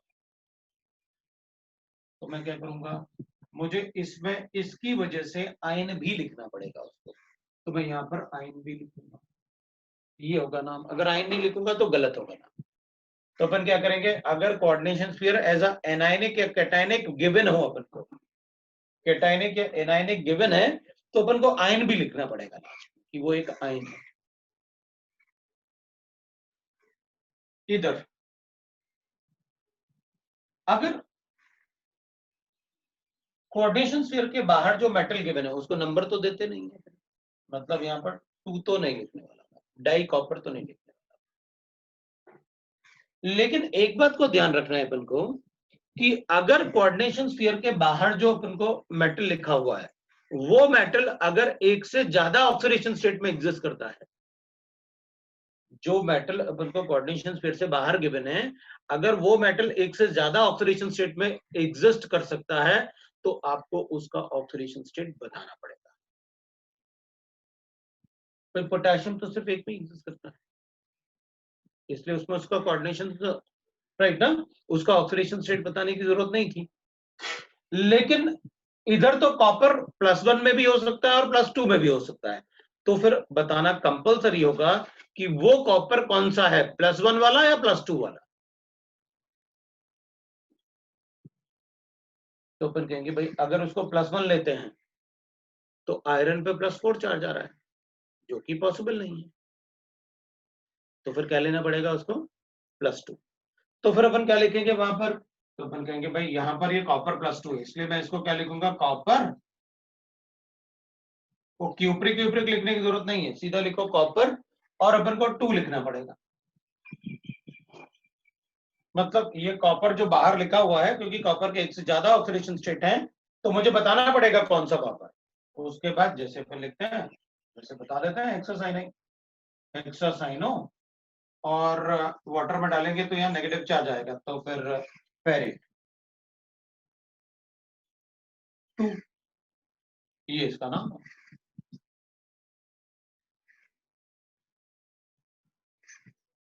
फिर अपन कहेंगे इधर, तो इधर तो कुछ गिवन ही नहीं है, तो सीधा टेट्रा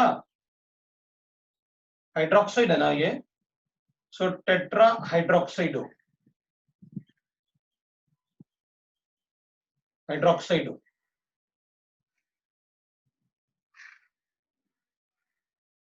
ये टेट्रा हाइड्रोक्साइडो, हाइड्रोक्साइड ना, सो टेट्रा हाइड्रोक्साइडो, इस पर नेगेटिव चार्ज है तो ये प्लम्बेट होगा, प्लम्बेट,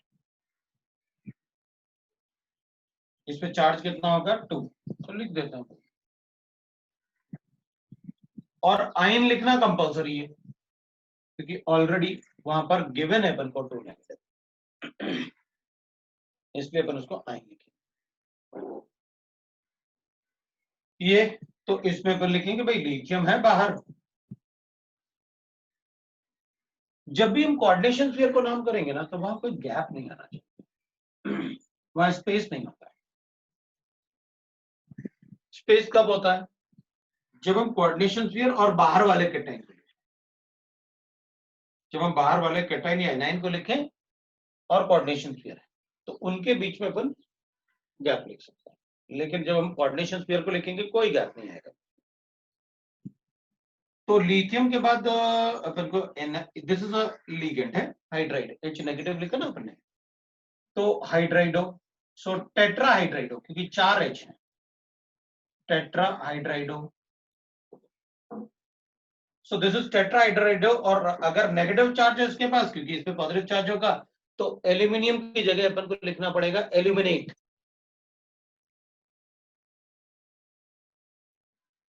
उनको लिखना पड़ेगा एल्यूमिनेट। और एल्यूमिनियम पे चार्ज कितना होगा तो अपन कहेंगे 3 होगा पॉजिटिव। तो ये लोग चार्ज कैसे कैलकुलेट किया?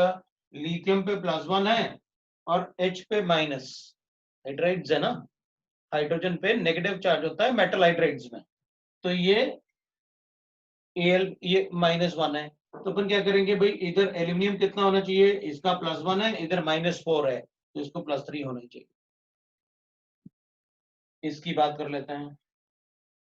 This is ethylene diamine, this is right ना, this is ethylene diamine, this is dichloro. तो इथाइलिन डायमाइन इज E और डाइक्लोरो इज C। तो अपन क्या करेंगे, ऐसे लिखेंगे। तो यहां पर मैं लिखूंगा डाइक्लोरो,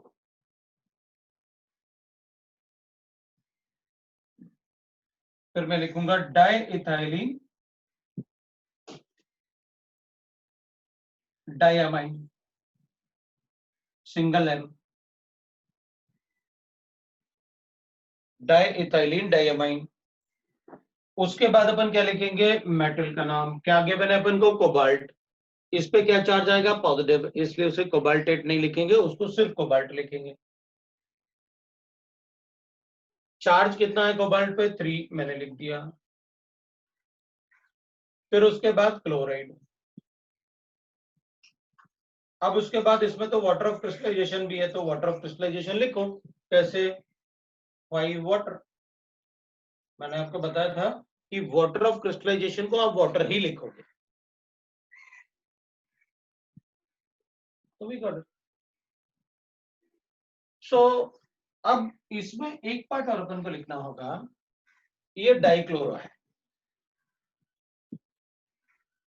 इन दोनों में कोई गैप नहीं आएगा, वो थोड़ा अलग लिखा मैंने, बट वो गैप नहीं आएगा। अब होता क्या है ना, अगर किसी लीगेंड में, वो ऑर्गेनिक लीगेंड ही होगी, अगर किसी लीगेंड के नाम में, जैसे ये है, अगर किसी लीगेंड के नाम में नंबर आ जाए, अगर किसी लीगेंड के नाम में नंबर आ जाए, तो उसको नंबर करने का मेथड चेंज हो जाएगा। जैसे इसमें है इथाइलिन डायमाइन, तो क्या लिखूं, 2 इथाइलिन 2 अमाइन, या पूरा 2 इथाइलिन डायमाइन। तो अगर किसी लीगेंड के नाम में नंबर आ जाए, तो फिर उसका नंबर कितने लीगेंड है, वो थोड़ा डिफरेंट तरीके से लिखा जाता है। सो वो एक कंसेप्ट अपन को लिखना पड़ेगा, the number for organic ligand लिख सकते हैं अपन,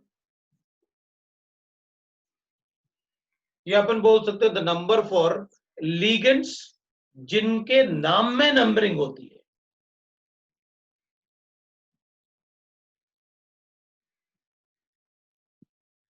और ligands having number in their name, IUPAC name, उनको अपन को थोड़ा सा नंबरिंग डिफरेंट तरीके से करना होता है। कैसे, अगर डाई है तो डाई की जगह अपन को लिखना होगा बेस, अगर ट्राई है तो ट्राई की जगह अपन को लिखना होगा ट्रेस। अगर टेट्रा है तो टेट्रा की जगह अपन को लिखना होगा टेट्राकिस। और अगर पेंटा है तो पेंटा की जगह अपन को लिखना होगा पेंटाकिस। इस टाइप से अपन को बताना पड़ेगा। हेक्साकिस लाइक दैट आपको ऐसे बताना पड़ेगा। तो डाई की जगह मुझे क्या लिखना पड़ेगा इसमें? तो ये तो ऑर्गेनिक लिगेंड है जिसके नेम में नंबर आ रहा है, तो फिर इसको डाई नहीं लिख सकते, वो गलत हो जाएगा। तो फिर मुझे क्या करना चाहिए इसमें? तो अपन लिखेंगे इसकी जगह ना आपको बिस लिखना चाहिए। मतलब ये डाई की जगह क्या करूं मैं? बिस लिख देता हूं। तो ये बिस होगा। अब मैंने डाई को भी नहीं हटाया ताकि अपन को दिखे कि आपने डाई की जगह बिस क्यों लिखा, क्योंकि इसमें नंबर आ रहा था। ये ऑर्गेनिक लिगेंड होते हैं तो सभी का नंबर अपन ऐसे ही कर सकते हैं। जितने भी ऑर्गेनिक लिगेंड है ना, सबका नंबर जो है, अगर 2 गिवन है तो बिस, 3 गिवन है तो ट्रिस, 4 गिवन है तो tetrakis, pentakis, hexakis, like that we can right.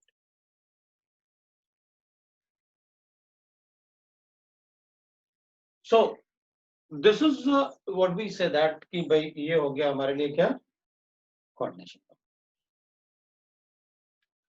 तो इसका ध्यान रखना, एक ये नया पार्ट मिला अपन को, आइन लिखना होता है, बिकॉज वो बहुत सारे पॉइंट लिखने से अच्छा कि कुछ आप एग्जांपल दे दो। नेक्स्ट वी कैन राइट, यहां पर आप पोटेशियम लिखोगे। पोटेशियम लिखने के बाद अपन क्या करेंगे? सब अल्फाबेटिकल ऑर्डर। पहले aqua, bromo, chloro, di aqua, di bromo, di chloro. आप ब्रोमाइडो भी लिख सकते हो, क्लोराइडो भी लिख सकते हो, दोनों करेक्ट है। Di aqua, di bromo, di chloro. अब Mn की बारी है। तो Mn के लिए अपन कहेंगे ये पॉजिटिव है, इस पे नेगेटिव चार्ज आ रहा है, क्योंकि इस पे पॉजिटिव चार्ज। तो अगर इस पे नेगेटिव चार्ज आएगा तो मुझे मेटल का नेम 8 से एंड करना पड़ेगा। सो मैंगनीज।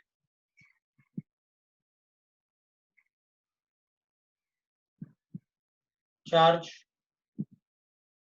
कितने नेगेटिव चार्ज हैं? ये तो 0 होता है, 4 माइनस 1 प्लस उसका, तो उसका प्लस 3, ये होता है। That is the name. अब लास्ट वाले की बात करते हैं। तो लास्ट वाले में अपन क्या करेंगे भाई? बाहर वाला तो आयरन है तो मुझे आयरन लिखना पड़ेगा, लेकिन अंदर भी आयरन है और बाहर भी आयरन है, हमें फर्क नहीं पड़ता कि सेम अंदर और बाहर सेम मेटल है या डिफरेंट मेटल है। लेकिन अगर बाहर वाला मेटल एक से ज्यादा ऑक्सीडेशन स्टेट में एग्जिस्ट करता है तो उसका ऑक्सीडेशन स्टेट लिखना पड़ेगा। यहाँ पर ये थ्राइस, तो थोड़ा करेक्शन, वो थ्राइस इसलिए ना बैलेंस नहीं होगा। तो अब अपन तो इसको ही देख के बता देंगे, अगर आपने ये लिख दिया तो खत्म हो गया ना फिर तो।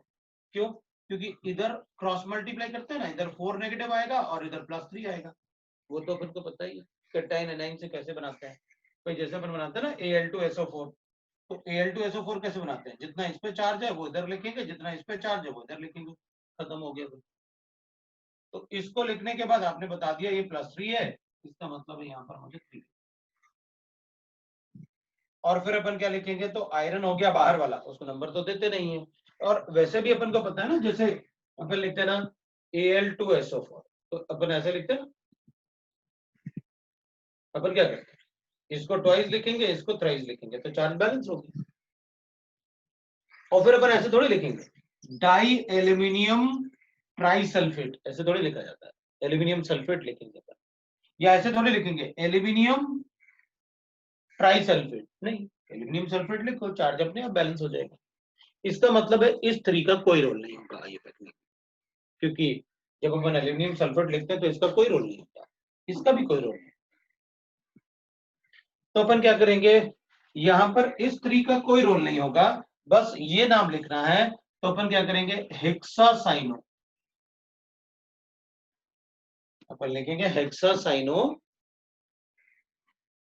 अब ये आयरन होगा, तो इधर कैटाइन है तो इसमें नेगेटिव चार्ज आएगा फिर तो, और नेगेटिव चार्ज आएगा तो अपन को फेरेट लिखना पड़ेगा। फेरेट और उसका चार्ज आएगा 2 कैलकुलेट करेंगे तो, क्योंकि ये -18 हो गया, 6 है ना सही, तो -18 हो गया और इधर +3 है तो 12 प्लस ये हो गया, तो 3 आयरन के लिए कितना हो जाएगा +6, तो एक आयरन पे कितना हो जाएगा +2। ये अपन ने कैलकुलेट भी किया था लास्ट टाइम ऑब्जर्वेशन से, सेम मॉलिक्यूल। अब अगर मेरे पास ऐसे गिवन है, एक और लिखते हैं अपन और उसके बाद फिर मैं आपको कंपाउंड दूंगा, आप लिख के बता सकते हो कि कैसे अपन को पता चलेगा कि किसका नाम कैसे लिखना है। जब सपोज मैं एक 10th और लिखता, मेरे पास NiCO4, तो मैं इसको लिखूंगा टेट्रा कार्बोनाइल, मैं इसको लिखूंगा टेट्रा कार्बोनाइल। फिर यहां पर क्या लिखूंगा निकल, और उसके बाद अपन क्या लिखेंगे, तो भाई ये तो न्यूट्रल होता है तो इससे चार्ज तो 0 होगा, तो इस पे भी चार्ज क्या होगा 0, मतलब कोऑर्डिनेशन स्फीयर पे चार्ज है 0, Ni पे भी चार्ज 0, तो फिर अपन ब्रैकेट में क्या लिखेंगे, इसका चार्ज 0, ये उसका नाम है। तो अगर मेटल पे चार्ज 0 है तो आप उसको ब्रैकेट में भी 0 लिखोगे रादर देन रोमन न्यूमरल्स। तो अपन बता सकते हैं कि भाई कैसे अपन को आईयूपैक नेम लिखते हैं। अब मैं आपको कुछ कंपाउंड देता हूं, आप उसका आईयूपैक नेम लिख के बताओ, बिकॉज मैंने ऑलमोस्ट सारे कंसेप्ट डिस्कस कर दिए, मतलब कोई ऐसा कंसेप्ट नहीं बचा हुआ है जो अपन ने डिस्कस ना किया। तो मैं कुछ कंपाउंड्स आपको देता हूं, आप मुझे उसमें आईयूपैक नेम लिख के बताओ।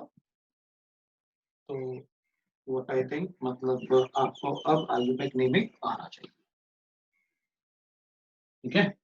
रूल्स भी लिखे अपन ने, नाम भी आपको लिखना आता है कैसे लिखना है, और ऑलमोस्ट सारे कंसेप्ट मैंने आपको बता दिए। तो मैं आपको बताता हूँ कि भाई कैसे आपको, अब आप मुझे आईयूपैक नेम लिख के बताओ कुछ कंपाउंड्स के। So IUPAC name of the following compounds वो आपको बताने हैं।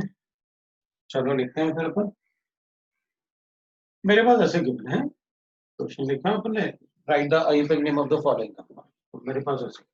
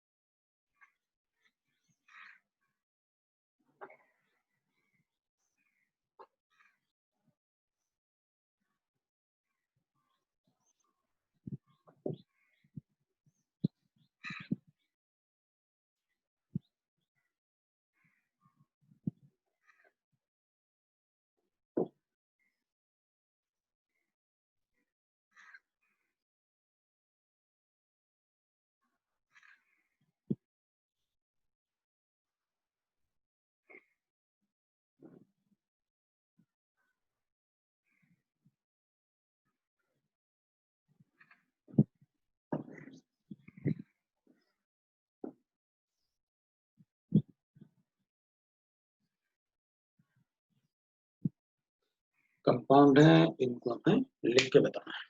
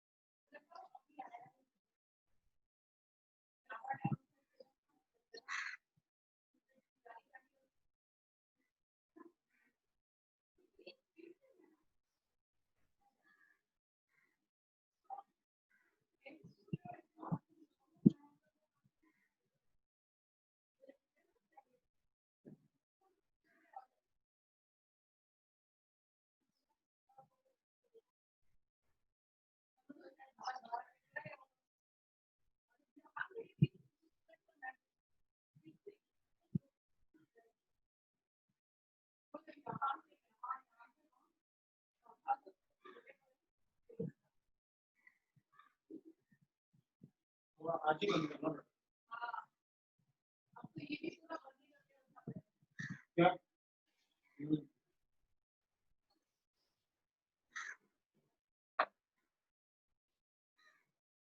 हो गया?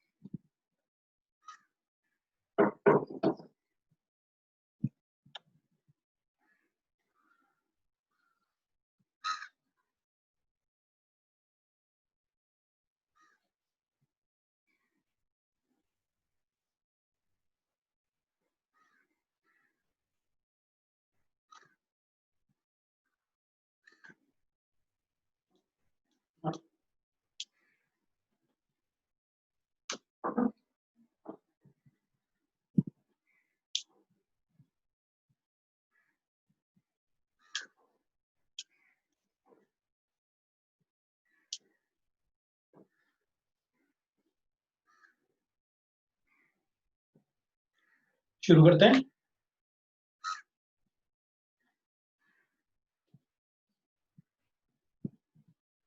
फर्स्ट वाले में तो अपन ने पोटेशियम लिखा, फिर कोऑर्डिनेशन पेयर को नेम करेंगे तो पहले आयोडीन को नेम करेंगे, तो टेट्रा आइडाइडो, टेट्रा आइडाइडो या आइडो दोनों ही करेक्ट है। तो टेट्रा आइडो, और ये क्या हो जाएगा, नेगेटिव चार्ज आ रहा है तो आप हाइग्रोमेट भी लिख सकते हो और मर्क्यूरेट भी लिख सकते हो। मरकरी को दोनों ही लिख सकते हैं, हाइग्रोमेट या मर्क्यूरेट।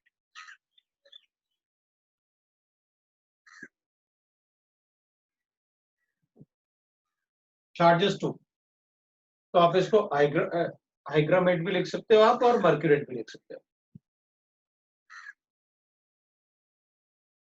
2, या फिर मर्क्यूरेट भी लिख सकते हैं।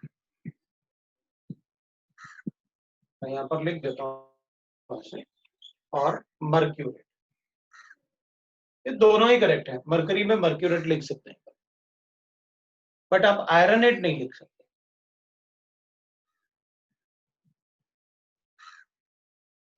इधर तो सोडियम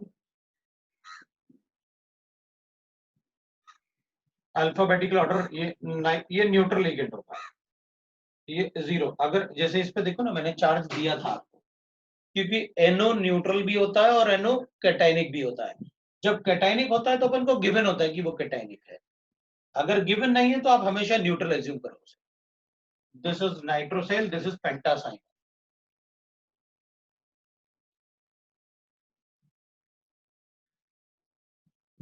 और अगर ये गिवन नहीं है तो उसको कैलकुलेट करने का तरीका है जो आगे अपन पढ़ेंगे, वो मैं बताऊंगा। इसलिए मैंने इसमें पहले लिखा था ये +1, अगर नहीं लिखा तो न्यूट्रल। तो यहाँ पर मैं लिखूंगा पेंटासाइन और नाइट्रोसाइल, ये पेंटासाइन और nitrosyl. Now we can write the iron.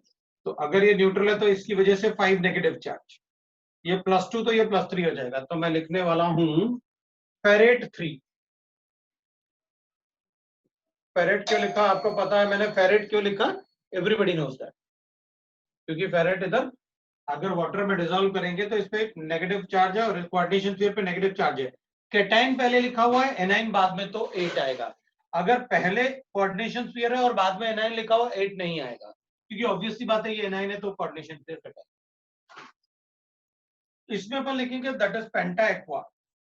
So I will write that penta aqua, और ये नाइट्रोसोनियम, नाइट्रोसोनियम कैटायनिक पार्ट है तो नाइट्रोसोनियम। और ये आयरन चार्ज कितना होगा, तो अपन कहेंगे इसकी वजह से 2 नेगेटिव चार्ज है। अगर ये +1 है तो ये भी +1 होना चाहिए, तो आयरन +1। अब बाद में लिखेंगे अपन सल्फेट। आयरन पे +1 होता है क्या, तो अपन कहेंगे आयरन पे +1 होगा, और वो भी इसलिए क्योंकि जो भी ये ना एक ब्राउन रिंग कॉम्प्लेक्स होता है, साइनाइडो भी होगा और साइनो भी होगा, दोनों करेक्ट है। मैंने आपसे कहा cyano and cyanido both are correct. और इधर आयरन लिखोगे तो आयरन पे +1 होगा, इसको अपन कहते हैं ब्राउन रिंग कॉम्प्लेक्स। स्कूल में क्या है, ब्राउन रिंग बनाते हैं अपन नाइट्रो, उसके लिए नाइट्रेट के टेस्ट के लिए वो यही कॉम्प्लेक्स होता है। इनमें से जितने भी कंपाउंड मैंने दिए हुए हैं ये एक से ज्यादा जगह यूज होते हैं केमिस्ट्री में, they are very important compounds. ठीक है, तो ये ब्राउन रिंग कॉम्प्लेक्स है, ये भी ब्राउन कॉम्प्लेक्स है जो माइनॉन्स बेस अमोनिया के टेस्ट में यूज होता है। ये आपका वॉयलेट कलर जो होता ना, that is called the nitroprusside test, sulphur के टेस्ट के लिए sodium nitroprusside test. This is a brown ring complex, ये निकल का टेस्ट है। तो इधर मैंने बाहर सल्फेट लिखा, अब इसका नाम देखते हैं। इस पे -1 चार्ज होता है, इस पे +1 चार्ज।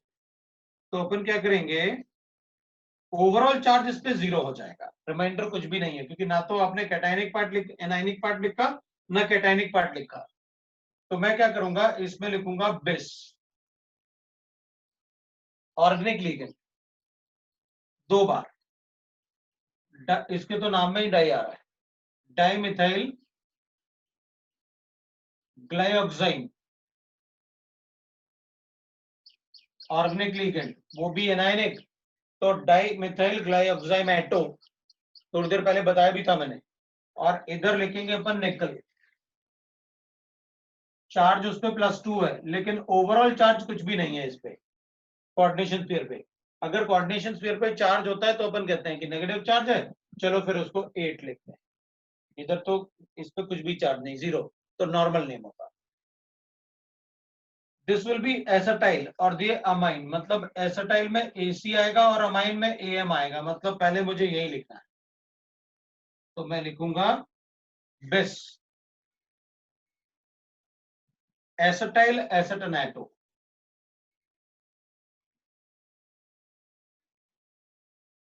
बिस एसिटाइल एसिटोनेटो डाइअमाइन, डबल M है, डाइअमाइन कोबाल्ट, तो इस पे पॉजिटिव चार्ज है इसलिए मैं कोबाल्ट लिखूंगा, और क्लोराइड, सो मैं लिखूंगा कोबाल्ट, और चार्ज होगा 3, कोबाल्ट 3 क्लोराइड। चार्ज 3 कैसे होगा, तो एसिटाइल एसिटोनेटो पे -1 चार्ज होता है 1 पे, तो विल गेट। उसके बाद अपन लिखेंगे इधर sodium, this is a complex which is formed in photography, वो नेगेटिव रोल को पॉजिटिव में कन्वर्ट करते हैं थायल सल्फेट सोल्यूशन में, तो यही कॉम्प्लेक्स बनता है, तो अपन लिखेंगे सोडियम, सोडियम, और फिर अपन लिखेंगे दिस इज डाइथायोसल्फेटो, डाइथायोसल्फेटो, और ये नेगेटिव चार्ज आएगा coordination negative, this is present as a anionic complex, क्योंकि पहले आपने कैटायन लिखा हुआ है, तो मैं क्या लिखूंगा उसको अर्जेंटेट, और चार्ज सिल्वर पे 1, क्योंकि इसमें -2 चार्ज होता है, तो टोटल कैटायनिक चार्ज +4 होना चाहिए, 3 ये है तो 1 उस पे आएगा। इसमें बेरियम, बेरियम पे एक ही चार्ज होता है, इसलिए बाहर जो कैटायन लिखा हुआ है उसका चार्ज बताना जरूरी नहीं है, क्योंकि बेरियम पे तो +2 ही चार्ज होता है बस, तो अपन लिखेंगे इसको, that will be pentacyano, pentacyano या cyanido, both are correct, pentacyano cobalt. Now will write cobaltate, because पहले कैटायन लिखा है और so coordination sphere will be the anion, so we'll write that will be cobaltate, और cobaltate होगा तो ये total +6, तो इससे कितना आना चाहिए अपने पास, तो अपन कहेंगे एनाइन बता दो कितना है नेगेटिव चार्ज, तो अपन कहेंगे 5 × 2 -10 है, -10 में से अगर +6 इसका है तो +4 बच गया, तो 2 कोबाल्ट पर +4, तो 1 कोबाल्ट पे +2, तो मैं इसको 2 लिखने वाला हूं।